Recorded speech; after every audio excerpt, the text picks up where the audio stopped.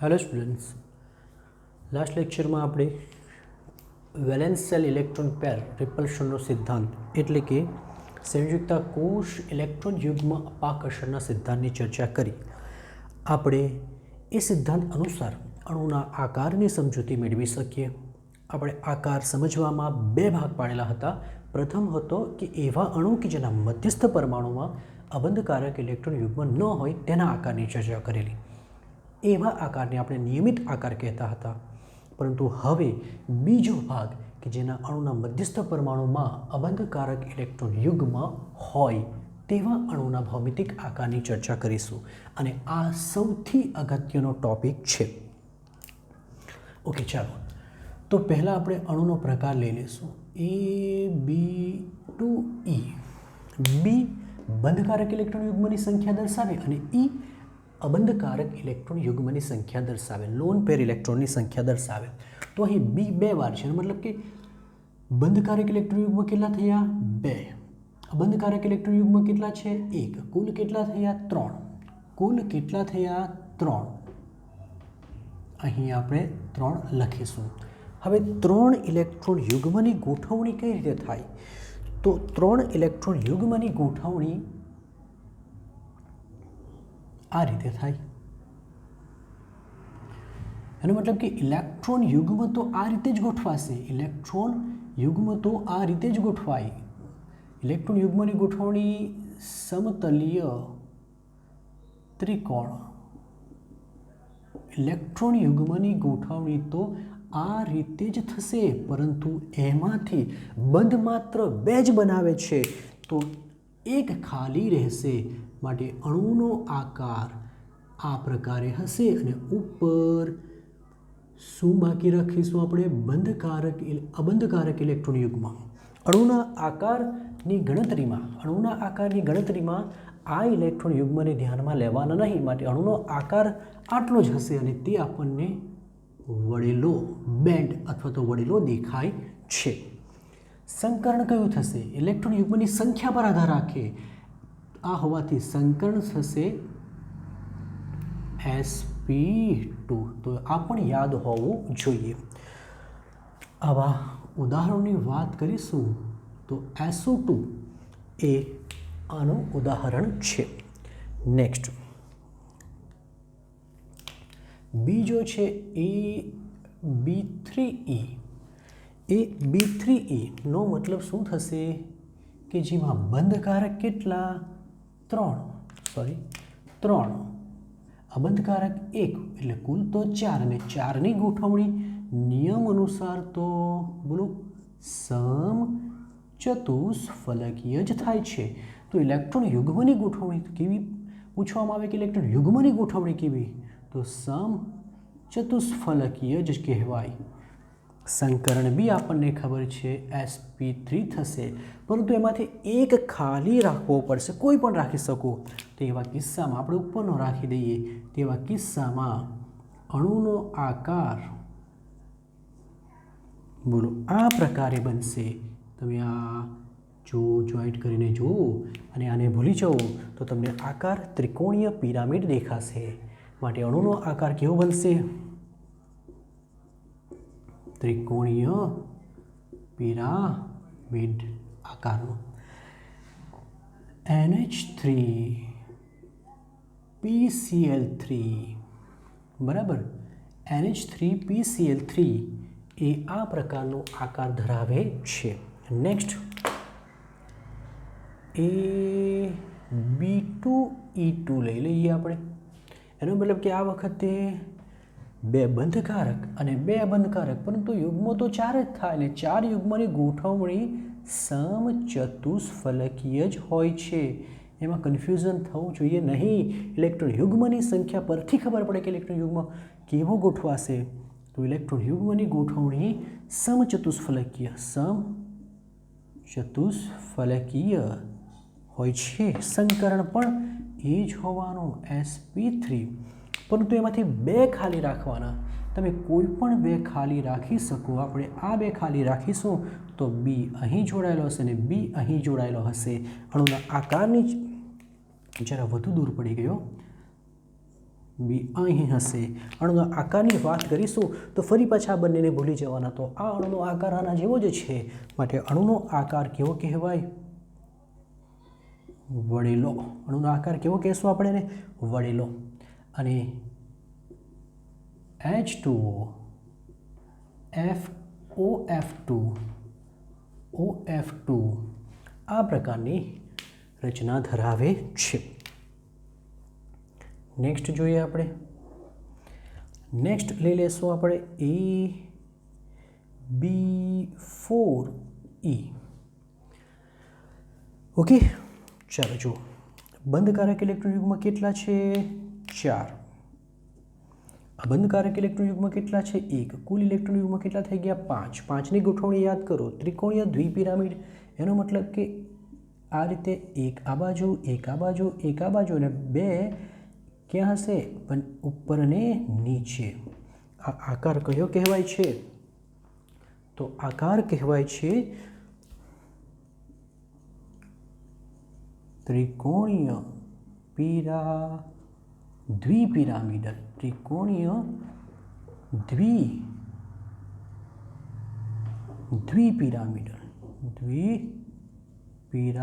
દ્વિપિરામિડલ. સંકરણ બી ખબર પડી ગયું. 5 કક્ષકો આવે માટે સંકરણ કયું થશે? sp3d થશે. ચલો હવે પ્રશ્ન એ થશે કે એક ખાલી રાખીએ તો કયો રાખવો જોઈએ?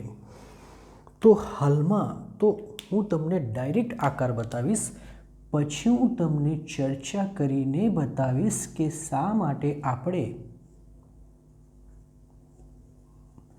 આ જ ખાલી રાખવો જોઈએ. બરાબર. આ આકારને તમે સીસો આકાર તમે જોઈ શકો છો. આકાર આમ છે, આમ છે, આમ છે. સીસો આકાર, જેને ચીચવો અથવા તો ચીચુડો પણ કહેવામાં આવે, તો સીસો આકાર કહેવાય. બરાબર. તમે ગાર્ડનમાં સીસો પર તો બેઠા જશો, તે પ્રકારનું છે ને. બરાબર. અહીં બેસો તો આવું જ ખાઈ જશે, અહીં બેસો તો આવું જ ખાઈ જશે. ચાલો, બરાબર. એના ઉદાહરણની વાત કરીશું તો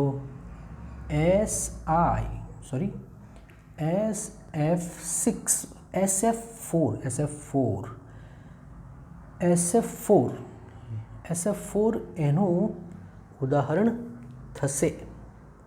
બરાબર. SF4 નહીં, એનું ઉદાહરણ થશે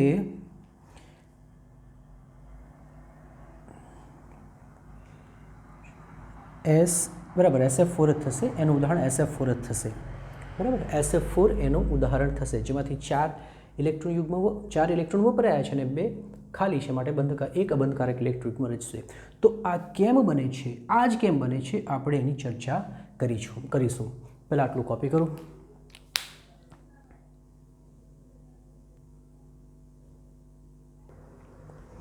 ઓકે, નેક્સ્ટ પ્રકાર છે AB3E2. બંધકારક 3, અબંધકારક 2, કુલ તો કેટલા થયા? 5. માટે ઇલેક્ટ્રોન યુગ્મની ગોઠવણી તો પ્રથમ જોઈ ગયા તે મુજબ બોલો ત્રિકોણીય દ્વિપિરામિડ પ્રકારે જ થશે. ત્રિકોણીય દ્વિપિરામિડલ અને સંકરણ પણ sp3d જ થશે. પરંતુ 2 ખાલી રાખવા છે, તો કયા ખાલી રાખીશું?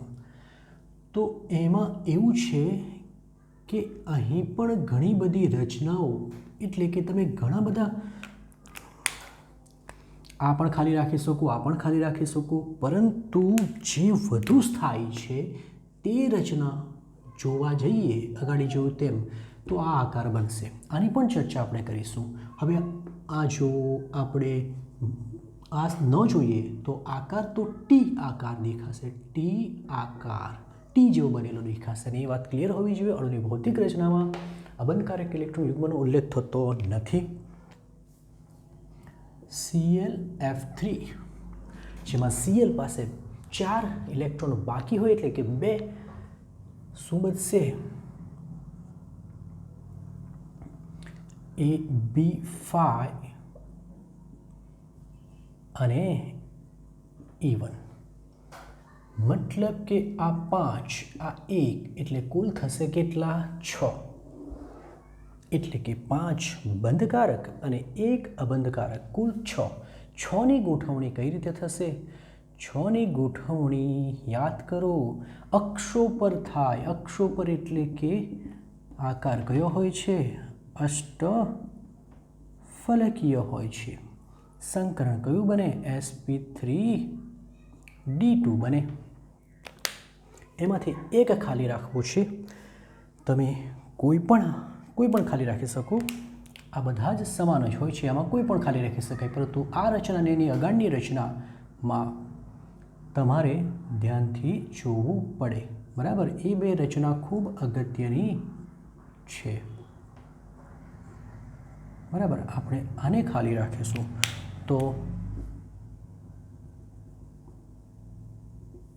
આ આકારની જો વાત કરીએ તો આ આકાર તમને કેવો દેખાશે? તો આ આકાર ચોરસ પિરામિડ હોય તેવો લાગે. બરાબર કે નહીં? આકાર કેવો લાગશે? ચોરસ પિરામિડલ. નીચે તળિયું ચોરસ છે અને ઉપર પિરામિડ છે, તો આકાર ચોરસ પિરામિડલ આકાર છે. ઉદાહરણમાં BRF5 આવી શકે. BRF5 આવી શકે.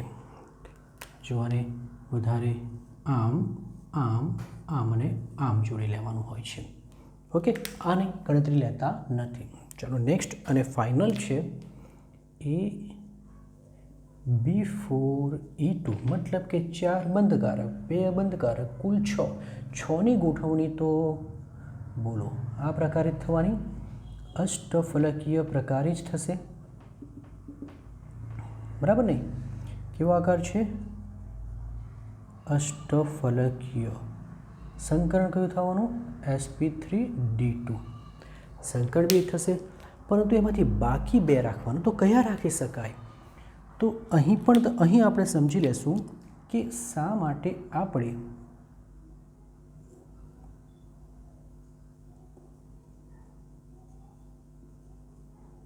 ઉપર અને નીચેનું જ રાખ્યો છે. મતલબ આકાર ચોરસ શા માટે બનાવ્યું છે? તો એમાં એવું છે કે આ અબંધકારક ઇલેક્ટ્રોન યુગ્મ રાખ્યો, તો આ કેમ નહીં રાખ્યો? રીઝન એ છે કે અબંધકારક ઇલેક્ટ્રોન યુગ્મ એકબીજાથી શક્ય એટલા દૂર હોવા જોઈએ, જેથી અપાકર્ષણ ન્યૂનતમ લાગે, તો રચના સ્થાયી બને. માટે આપણે ઉપર અને નીચે લીધું. બાકી આ નજીક હોતે તો અપાકર્ષણ વધી જતે, રચના સ્થાયી ન બનતે. માટે સમચોરસ આકાર બને છે. ઉદાહરણ તરીકે XeF4 આ પ્રકારની રચના ધરાવે છે. તો આ 1 2 3 4 એક જ સમતલમાં હોય છે. એક સમતલમાં છે, આમ બતાવ્યું છે, એકચ્યુઅલી આમ નહીં હોય, આમ હોય છે. પછી ઉપર અબંધકારક અને નીચે અબંધકારક, એટલે એક સમતલીય ચોરસ એમ પણ લખી શકાય. સમતલીય ચોરસ સમચોરસ એવું પણ લખી શકાય. સમ શબ્દ વાપરવો યોગ્ય નથી, કારણ કે આ સમતલીય ચોરસ જ લખીશું. બરાબર? ચલો, તો આ રચના થઈ. હવે આપણે SO2 NH3 H2 SF4 ClF3 જેવા અણુના આકારની અને તે બી સ્થાયી આકારની ચર્ચા કરવાના આ સિદ્ધાંત અનુસાર. શા માટે એમના આકારો આવા થઈ ગયા? બરાબર? એ બધી ચર્ચા આપણે કરીશું. પ્રથમ આપણે SO2 લઈ લઈએ. SO2માં S મધ્યસ્થ પરમાણુ છે, જેની ઇલેક્ટ્રોન રચના Z બરાબર 16, 1s2, 2s2, 2p6, 3s2 અને 3p4 હોય છે. બરાબર? બાહ્યતમ કક્ષા કોને કહેવાય? આને કહેવાય. આ એની બાહ્યતમ કક્ષા છે. બાહ્યતમ કક્ષા, નહીં કે કક્ષક. બાહ્યતમ કક્ષા મતલબ ત્રીજો નંબર આવતો હોય તેવા બધા જ ઇલેક્ટ્રોન. એટલે કુલ ઇલેક્ટ્રોનની સંખ્યા કેટલી છે? 6 છે. બરાબર? તો હવે એના આકારની ચર્ચા કરીએ. 6 ઇલેક્ટ્રોન હોય છે.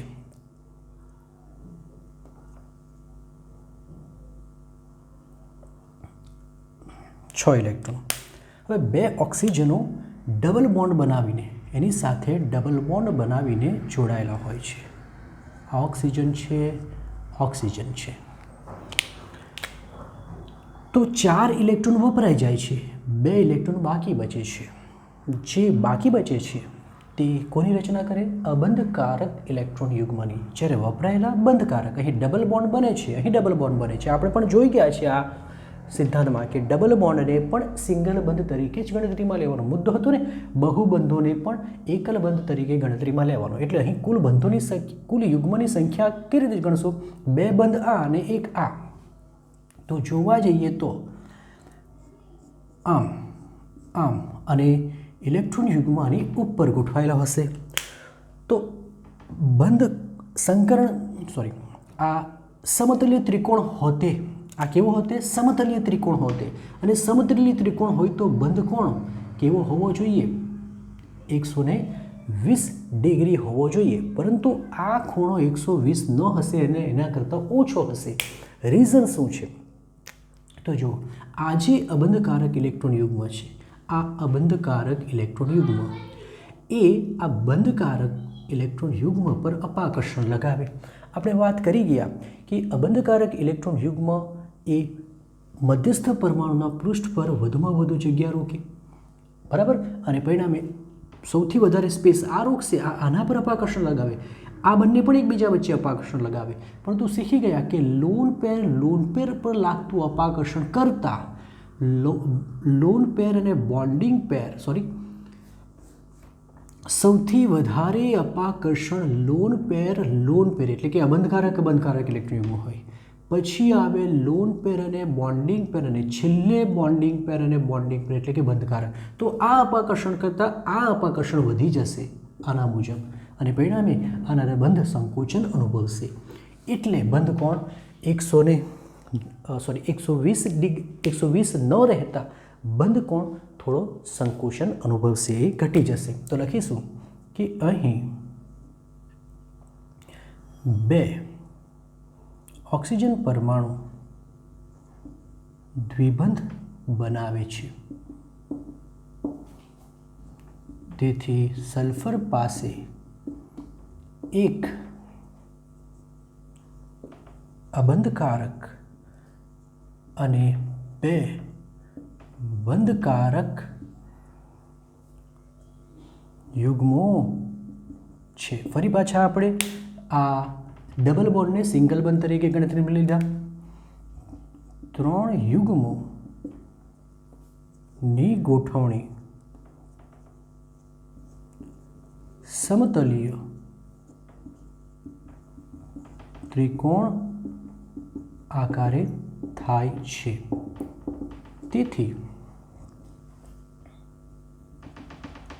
તેથી OSO બંધ કોણ 120 ડિગ્રી હોવો જોઈએ. પરંતુ અહીં લોન પેર અને બોન્ડિંગ પેર વચ્ચે લાગતું અપાકર્ષણ કોના કરતાં વધારે છે? કોના કરતાં વધી જાય છે? બોન્ડિંગ પેર અને બોન્ડિંગ પેર કરતાં વધુ હોય છે. તેથી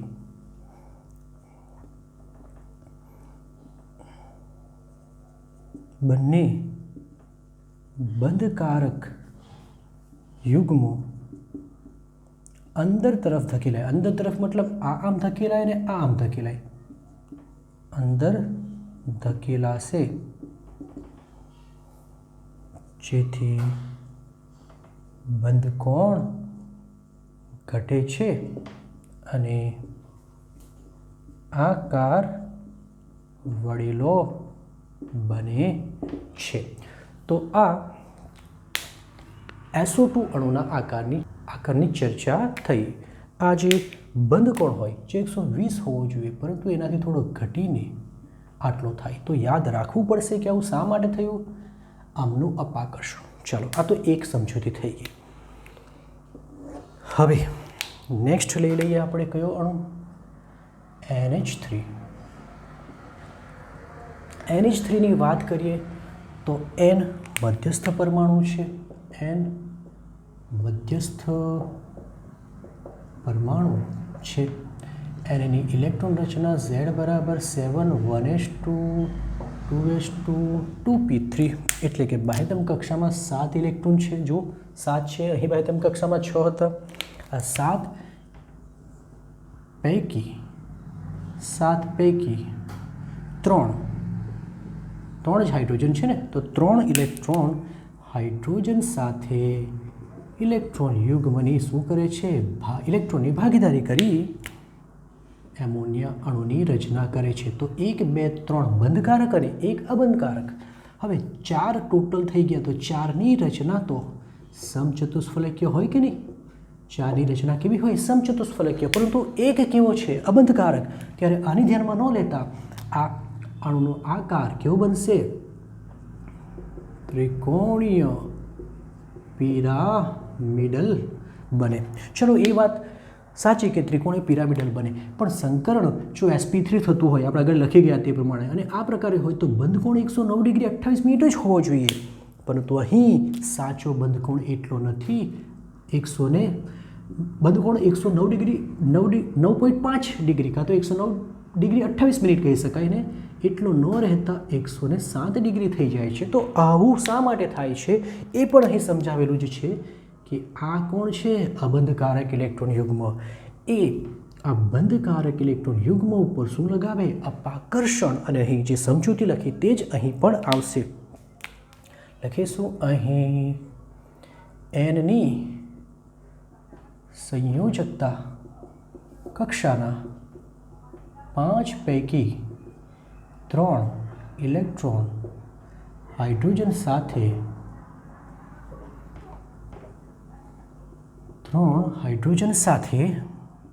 શું બનાવશે, બંધકારક યુગ્મની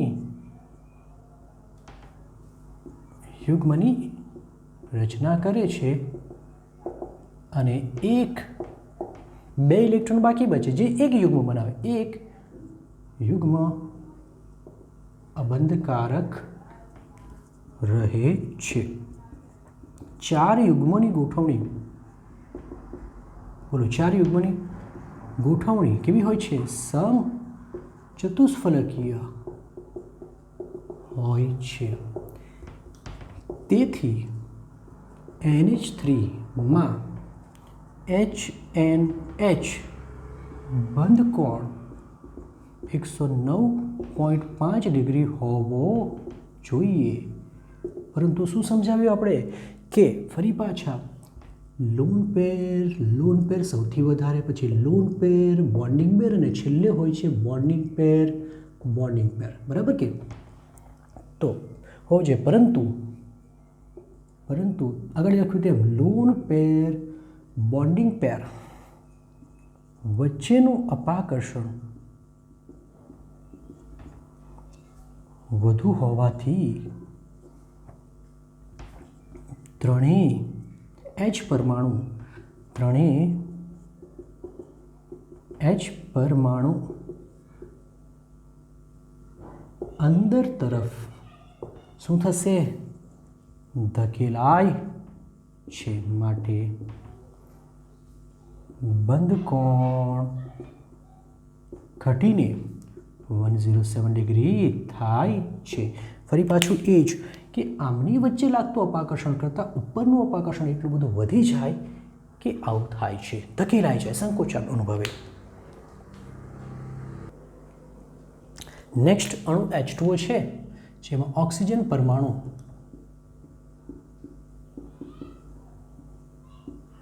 મધ્યસ્થ પરમાણુ છે. ઓકે, ઓક્સિજન ઇલેક્ટ્રોન રીતના લખીશું તો 1s2 2s2 and 2p4. 2p4 આ બાહ્યતમ કક્ષા છે, અને બાહ્યતમ કક્ષામાં કેટલા ઇલેક્ટ્રોન છે, 6. 6 ઇલેક્ટ્રોનમાંથી 2 હાઇડ્રોજન સાથે બંધ બનાવી શકે, કારણ કે હાઇડ્રોજન 2 જ છે ને હાઇડ્રોજન તમને ખબર છે એક જ બંધ બનાવે. તો આ હાઇડ્રોજન છે, આ હાઇડ્રોજન છે. તો જોઈ શકો છો કે 2 બંધકારક અને 4માંથી 4 ભેગા મળીને 2 શું બનાવશે? અબંધકારક ઇલેક્ટ્રોન યુગ્મ. તો એમની ગોઠવણી કેવી રીતે થાય, એમની રચના કેવી રીતે થશે? 4 યુગ્મ હોય એટલે તો ગોઠવણી તો સમચતુષ્ફલકીય જ હોય છે. ગોઠવણી તો સમચતુષ્ફલકીય જ હોય છે, પરંતુ એમાંથી આપણે 2 ભરવાના છે અને 2 ખાલી રાખવાના છે. રાઈટ. તો આકાર તો કેવો બનવાનો? વળેલો. યાદ કરો, વળેલો આકાર કહેવાશે. પણ બંધ કોણ? સમચતુષ્ફલકીયના હિસાબે જોવા જાય તો 109.5 ડિગ્રી હોવો જોઈએ, પરંતુ આ તો ઓર વધારે ઘટી જાય છે, પેલા કરતાં પણ વધારે ઘટી જાય છે. એમાં રીઝન એવું છે કે અહીં એક વધારાનું અપાકર્ષણ ઉદ્ભવ્યું, ને તે કયું? તો સૌથી પહેલાં લાગે આ એટલે કયું? અબંધકારક. અબંધકારક પછી એ પાછું આના પર લગાવે, અબંધકારક બંધકારક. તો સૌથી વધારે પ્રબળ આ છે, માટે એ સૌથી વધારે જગ્યા રોકે અને તે આને વધુ દબાવશે, માટે NH3 કરતાં પણ વધુ H નજીક આવશે. ક્લિયર છે? લખીશું કે ઓક્સિજનના 2 ઇલેક્ટ્રોન 2 H પરમાણુ સાથે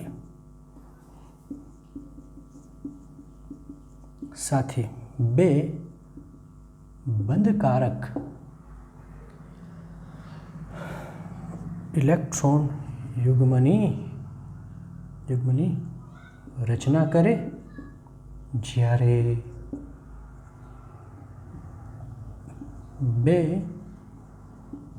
અબંધકારક ઇલેક્ટ્રોન યુગ્મ રહે. મતલબ 4 ભેગા મળીને 2 અબંધકારક.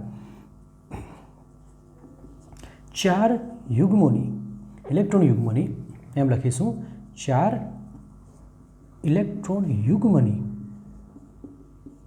ગોઠવણી, બોલો ગોઠવણી સમચતુષ્ફલકીય આકારે થાય છે. તેથી HOH બંધ કોણ? બોલો 109.5 ડિગ્રી હોવો જોઈએ. પરંતુ શું થાય છે?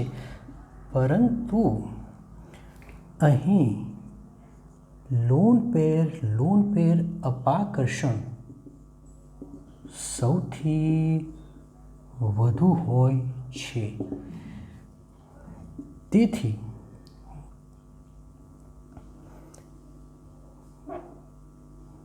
આમ લખીશું, પરંતુ લોન પેર એ લોન પેર બોન્ડિંગ પેર અને બોન્ડિંગ પેર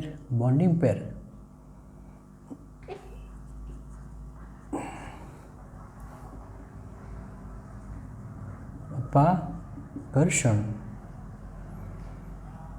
ને લીધે અપાકર્ષણ સૌથી વધારે છે, અપાકર્ષણને લીધે અબંધકારક ઇલેક્ટ્રોન યુગ્મ વધુ Hની નજીક જશે, લીધે અબંધકારક ઇલેક્ટ્રોન યુગ્મ વધુ ઇલેક્ટ્રોન યુગ્મ H પરમાણુની બંધકારકની વધુ નજીક જઈ તેને દબાવે છે. માટે બંધ કોણ ઘટીને બોલો કેટલો? 104.5 ડિગ્રી થાય છે. આકાર તો લખેલો છે વળેલો. તો અહીં વધારે પડતું અહીં સંકોચન અનુભવે. પહેલાં આ સંકોચાય ને પછી એ આને દબાવે. રાઈટ. નેક્સ્ટ અણુ કયો છે? SF4 માં S પરમાણુ મધ્યસ્થ પરમાણુ છે. Z બરાબર 1s2 2s2 2p6 3s2 3p4 કેટલા થયા? 6. તો 6માંથી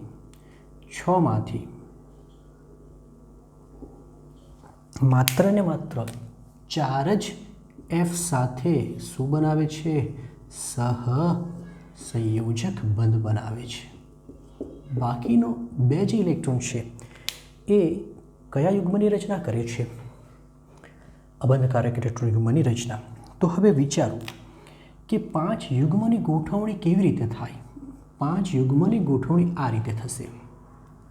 ધ્યાનથી જોજો. 5 યુગ્મની ગોઠવણી આ કઈ રચના છે? ત્રિકોણીય દ્વિપિરામિડ રચના થશે. સવાલ એ છે કે આ જે છે આ અબંધકારક બરાબર એ કયો રાખવાનો? તો આપણે એક અબંધકારક ઇલેક્ટ્રોન યુગ્મ, ધ્યાનથી જોજો, શક્યતા બે છે કે આપણે આને અબંધકારક ઇલેક્ટ્રોન યુગ્મ રાખી શકીએ અથવા તો આપણે આ ઉપર નીચેમાંથી કોઈ એકને અબંધકારક ઇલેક્ટ્રોન યુગ્મ રાખી શકીએ. મતલબ આપણી પાસે આકારની વાત કરીએ તો આ રીતે 2 આકાર બને છે. 2 આકાર છે બરાબર.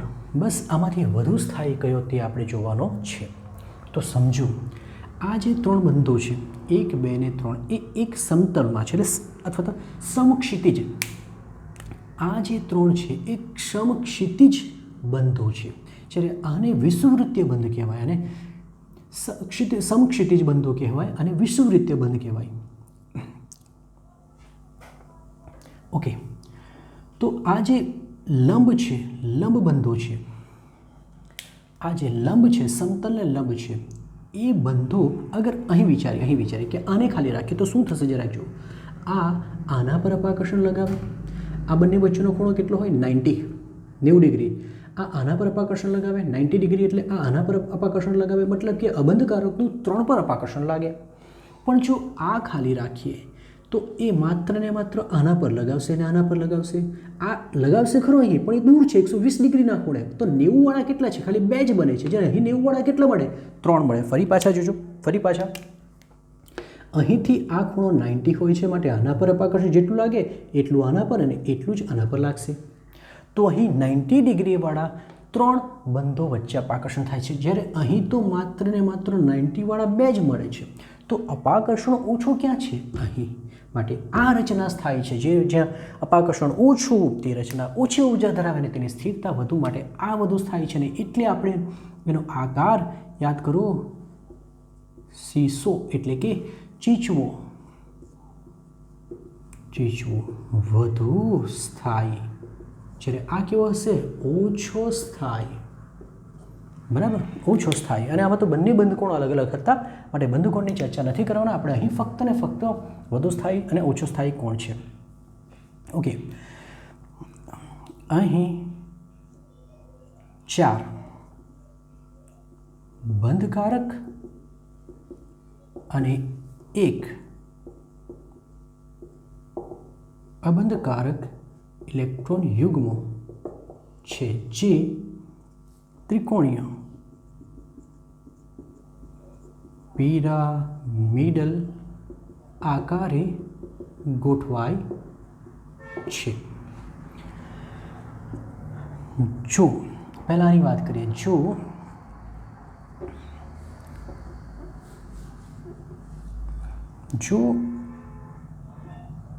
અબંધકારક ઇલેક્ટ્રોન યુગ્મ, આ જે 2 બંધો છે, આ ઉપરવાળા આ અને આ, એને અક્ષીય બંધો કહેવામાં આવે. મતલબ કે આ હવે નીકાળી દેશું. આ અક્ષીય બંધો છે, અક્ષીય બંધો કહેવાય. જ્યારે બાકીના જે 3 છે તેને નિરક્ષીય બંધો કહેવામાં આવે. આ જે છે એને નિરક્ષીય બંધો કહેવામાં આવે. એટલે આ શબ્દો જરા ડિફિકલ્ટ હતા, એ ચેક કરવું પડ્યું, તો વધારે આપણે ડિટેલમાં સમજાવી શકીએ. બરાબર ને? કે આ 2 અક્ષીય અને આ 2 નિરક્ષીય. તો હવે સમજૂતીમાં, જો અબંધકારક ઇલેક્ટ્રોન યુગ્મ ક્યાં રહે? અક્ષીય રહે તો શું થશે? તો તે 3 બંધકારક ઇલેક્ટ્રોન યુગ્મ પર આકર્ષણ લગાવે તો તે 3 બોન્ડિંગ પેર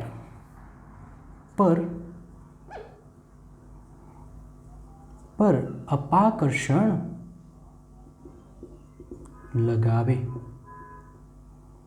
લગાવે જેથી રચના અસ્થાયી બને, કારણ કે અપાકર્ષણ વધી જાય ને. પરંતુ જો અબંધકારક ઇલેક્ટ્રોન યુગ્મ નિરક્ષીય રહે, એટલે કે આવું રહે, આ નિરક્ષીય રહે તો એ માત્ર કેટલા પર લગાવે? 2 પર જ રહે, તો માત્ર 2 જ બોન્ડિંગ પેર પર અપાકર્ષણ લગાવે. તેથી અપાકર્ષણ ઓછું માટે રચના સ્થાયી બને. તો સમજવાનું એ હતું કે આ વધુ શા માટે સ્થાયી? કારણ કે ઓછું અપાકર્ષણ છે. અહીં અપાકર્ષણ ઓછું છે, જ્યારે અહીં અપાકર્ષણ વધારે, ઉર્જા વધારે માટે આ ઓછો સ્થાયીના વધુ સ્થાયી. સમજૂતી થોડા ઓછા શબ્દોમાં લખ્યું છે, પણ સમજાવવાનું અહીં હતું તે આપણે સમજાવી દઈએ. કોપી કરો.